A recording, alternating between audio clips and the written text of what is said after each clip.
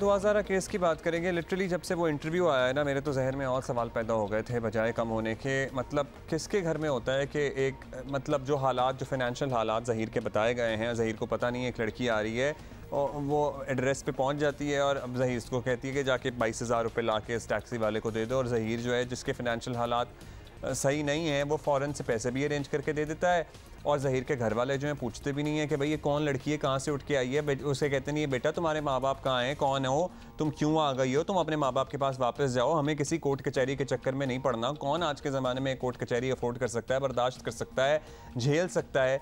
ये कहाँ होता है ऐसे, और ये कैसे हो रहा है? मतलब वो लड़का जो अब जिसकी उम्र अभी क्या छटांग भर का साइज़ है उसका, और उसके माँ बाप भी नहीं कह रहे हैं कि जनाब ये क्या हो रहा है, क्या नहीं हो रहा। उसके वो एयरलाइन के ज़रिए आ जा भी रहा है, वो वकीलों की फ़ीसें भी दे रहा है।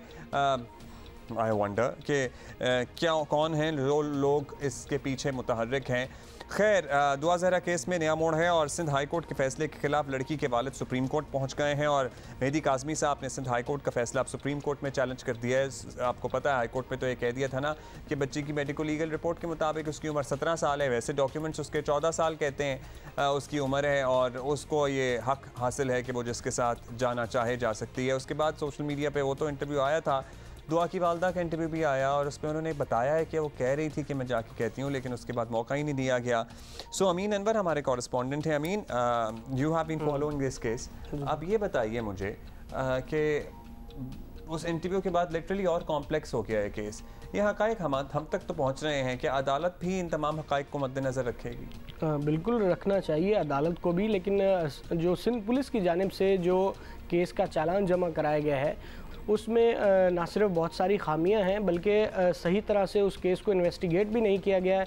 ना तो जो दुआ ज़हरा का 161 का बयान लिया गया है, ना ज़हीर से कोई तफ्तीश की गई है इस हवाले से, ना जो ह्यूमन ट्रैफिकिंग का एंगल है ना उस हवाले से कोई तफ्तीश की गई है। पुलिस की जानिब से जो चालान जमा कराया गया है 2 सफ़ात पर मुश्तमिल वो चालान है, और आम सी जो एक रूटीन के केसेस की तरह पुलिस इस केस को हैंडल कर रही है। और सिंध हुकूमत का जिस तरह पहले दिन से मौक़िफ़ है एडवोकेट जनरल सिंध का कि यहाँ पर तो कोई जुर्म हुआ ही नहीं, यहाँ का केस बनता ही नहीं है, लड़की ने पंजाब में जाके शादी की है, कोर्ट में पेश हो गई है, अगवा का जो मामला था वो भी ख़त्म हो गया है, तो उसी को ही फॉलो किया है इन्वेस्टिगेशन ऑफिसर ने। जो डीएसपी हैं शौकत शाहानी, उन्होंने इस केस का जो चालान है वो जमा कराया। उसमें बहुत ही सादा पंजाब पुलिस की तरफ से कोई रिपोर्ट इस कार्रवाई का हिस्सा नहीं होती या होगी? नहीं, अल-फलाह थाने में जो अगवा दुआ ज़हरा की अगवा की जो एफआईआर थी वो दर्ज कराई गई थी, कम उम्री के अगवा की। पुलिस ने सिर्फ उस केस को देखना है यहाँ पे जो अभी तक अल-फलाह थाने में दर्ज है कि वो एफआईआर किस मंतक़े इसके तनसीखे निकाह की दरख्वास्त नहीं इसके वालिद ने जमा कराई हुई है? वो लाहौर में होगी, जहाँ पर जिस ज़िला में ये निकाह हुआ है वहाँ की मकामी अदालत में, क्योंकि वो एक अलहदा पिटिशन फिर होनी चाहिए। बिल्कुल, वहाँ की अदालत में होगी जिस यूनियन काउंसिल में या जिस डिस्ट्रिक्ट में ये निकाह सर अंजाम पाया है, और उसके मुताबिक यहाँ इनके जो लोग हैं, जिब्रान नासिर भी सोशल एक्टिविस्ट हैं, वो काफ़ी फॉलो कर रहे हैं इस केस को। वो क्या प्ली लेके जाना चाह रहे हैं इस पर? अब सुप्रीम कोर्ट में जो प्ली ली है उन्होंने कि सिंध हाई कोर्ट का जो 8 जून का ऑर्डर है उसमें बहुत सारी खामियां, एक 14 साल की लड़की को जो है वो ये कहा गया है कि वो अपनी मर्ज़ी से फ़ैसला कर सकती है, जो सिर्फ इस बुनियाद पे जो एक सिंगल रुकनी मेडिकल बोर्ड था, एक डॉक्टर पर मुश्तमिल, उन्होंने ओसिफिकेशन टेस्ट की रिपोर्ट की बुनियाद पर, जिसमें दुआ ज़हरा की उम्र 16 से 17 साल बताई गई थी, उसकी बुनियाद पे जो है वो सिंध हाई कोर्ट ने ये मामला डिसाइड कर दिया। उनका ये कहना है एक प्रॉपर मेडिकल बोर्ड तश्कील दिया जाए और बोन ओसिफिकेशन टेस्ट, क्योंकि ये जो टेस्ट किया गया है इसमें 1 से 2 साल का मार्जिन होता है, क्योंकि दुआ ज़हरा के वालिद का ये कहना है कि उसकी उम्र 14 साल है, जबकि जो मेडिकल रिपोर्ट आई है उम्र के तयन के हवाले से उसमें ये कहा गया है कि 16 से 17 साल के दरमियान इनकी उम्र है। मोर टू वर्ड जो है वो 17 शायद कहा गया है इसमें। ताहम यही प्ली ली गई है कि बोन ओसिफिकेशन टेस्ट के लिए प्रॉपर मेडिकल बोर्ड तश्कील दिया जाए, और ज़हीर से जो है वह दुआ ज़हरा को बाजियाब करा के शेल्टर होम में भिजवाया जाए या वालिदैन के हवाले किया जाए, और इसके बाद इस मामले को जो है वो देखा जाए। सुप्रीम कोर्ट से ये प्ली ली गई और सिंध हाई कोर्ट के ऑर्डर को सेटिसाइड करने का कहा गया है। ये आखिरी दरवाज़ा है, मतलब जो इसके वालिदैन खटखटा रहे हैं इस केस से निपटने के लिए, या फिर इसके अलावा तनसीख निकाह की अलग दरख्वास्त वालिदैन की तरफ से दायर की जा सकती है? बिल्कुल दायर की जा सकती है, और जिस डिस्ट्रिक्ट में ये निकाह हुआ है वहाँ की मकामी अदालत में ही इस तनसीख निकाह को, ये निकाह को जो है वो चैलेंज किया जाएगा वालिदैन की जानिब से, और होना भी चाहिए। और इस हवाले से उन्हें वहाँ पे दरख्वास्त दायर करनी चाहिए, क्योंकि जो इब्तदाई तौर पर बयान था जो निकाह ख़्वाह है ग़ुलाम मुस्तफ़ा, उसकी जानिब से ये कहा जा रहा था कि उसने ये निकाह नहीं पढ़ाया है।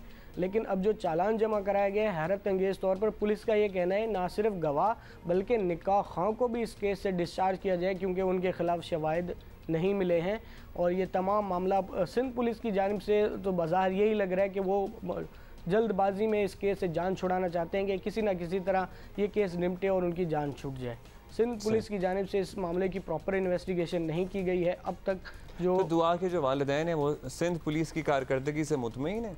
बिल्कुल नहीं।